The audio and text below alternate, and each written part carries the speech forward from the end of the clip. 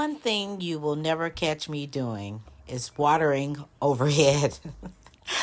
Oh, yes, except for today. And if you stick around, I'll tell you exactly why I am overhead watering my plants, just about all of them and everything that's growing in the backyard slash garden. So, if you are here, I ask that you please like this video and subscribe to my channel. And if you're on Instagram, please look me up and give me a follow over there at Madam Sabat Garden. So back to the overhead watering. As you can see, I really watered everything nicely today. Number one, I really want to mimic rain. I really feel like after a nice rain, everything is so flush and beautiful and well hydrated. And it made me think about how maybe I'm not watering my plants enough. So the temperature was just right. It wasn't really cool, but it definitely wasn't warm. And I feel like I didn't do any harm by overhead watering today. Now, the other thing is I did a lot of weed eating today, mowing and straightening and weeding, and everything really just needs to be cleaned off. I did create quite a bit of dust in some areas. So, as you can see, my day started with me deciding to go ahead and put the remaining petunia in the ground. But of course, I had to move some creeping Jenny first. And just like in other areas of my life, I couldn't just throw it away. So after I carefully dug it up and tried to get some roots attached on the pieces I was removing, I grabbed a handful and took them over to the raised tree bed. And against my better judgment, I have moved the creeping Jenny over to another area of the garden. We're just going to hope that it does not spread and take over like it has in those other areas. But you see, this is just what I needed in this area. With the ground being exposed, the ajuga is just not showing that well just yet. So I'm adding a little color and depth and dimension with that chartreuse color. And for 1 second, I had thought about planting one of my plumbagos over in that spot. And I said, no, I'm going to keep those in containers. And I'm looking at some planters, one with no drainage and one with too much drainage. I really need to fertilize that one. It's looking a little pale. And as you can see in the background, I have completed the task of mowing and weed eating the entire backyard and back spaces.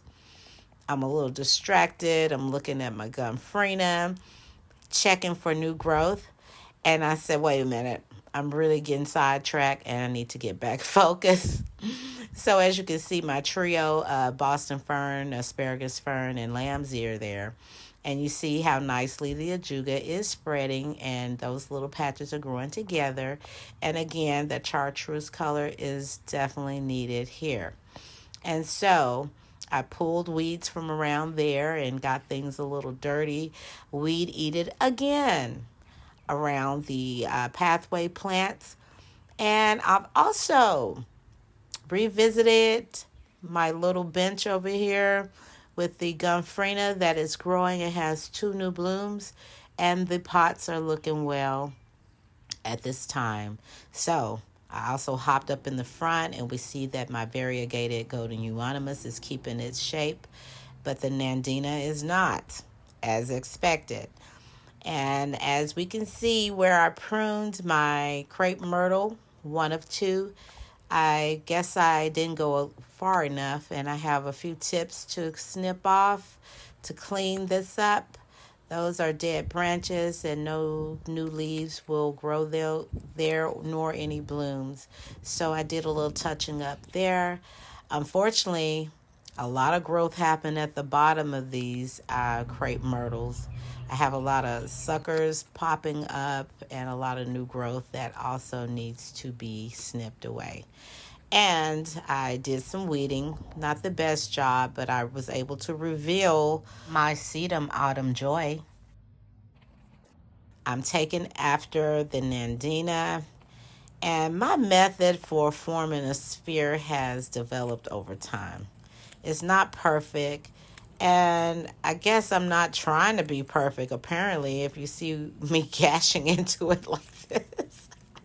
But I'm going to get the shape that I desire in the end, pretty much.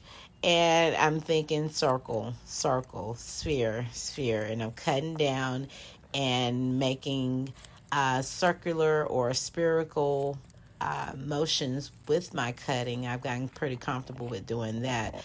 It normally yields somewhat of a sphere. And again, this grows like crazy. And I actually am starting to like the variation of the color on this new growth. But every year I do cut it away because I'm just not a Nandina person. And I move plants around and I add plants, but I do not take away. So I just leaving them here for whoever lives here after I leave. As we can see, that Dusty Miller is bright. And what ties it in a little bit is the lamb's ear on the end that you'll see that today I finally transplanted two new pieces on each side. And what I wanted to do, of course, is further create some symmetry on both sides. Also, tie in the ends with the lamb's ear into the other plantings. And I successfully did that. And I realized normally when I transplant it, I water it in so well and then it wilts. But today I left it a little dry initially and came back a little later and poured my water around the plant rather than on the root ball itself so that it will get some water.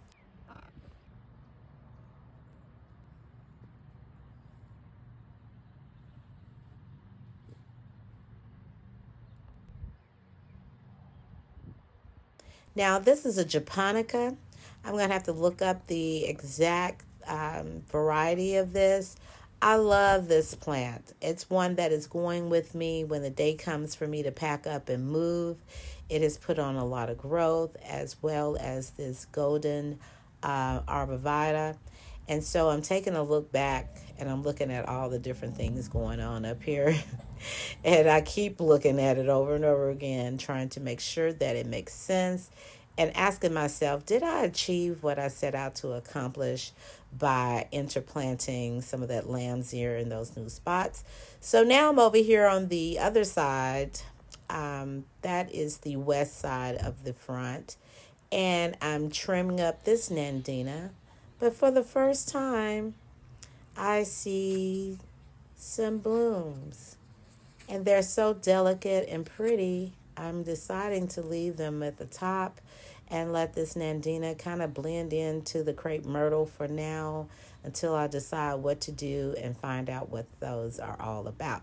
So that's how I ended up in the back again and giving everything a nice drenching of water.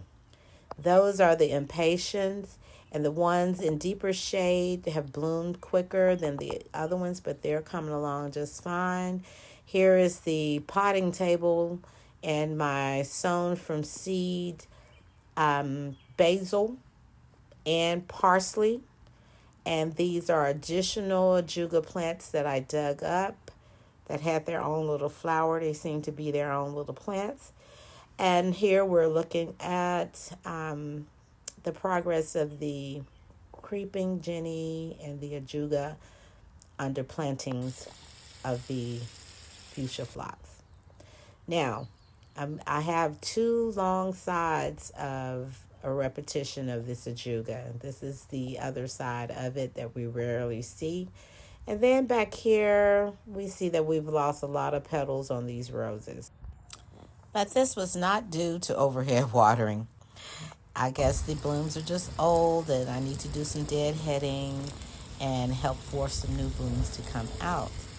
But there are some things I skipped over, maybe some herbs. I have a lot of things to say about the seedlings in those pots that are above the bulbs that never did show up. But I do understand that it's possible they will a little later. They were planted extremely late. I guess they were planted in January and they should have been planted months earlier. So I may give more information on those things during the actual walkthrough. And you're probably guessing, well, I've seen everything. Yes and no. So stay tuned until episode 10 to see a little commentary along with a walkthrough.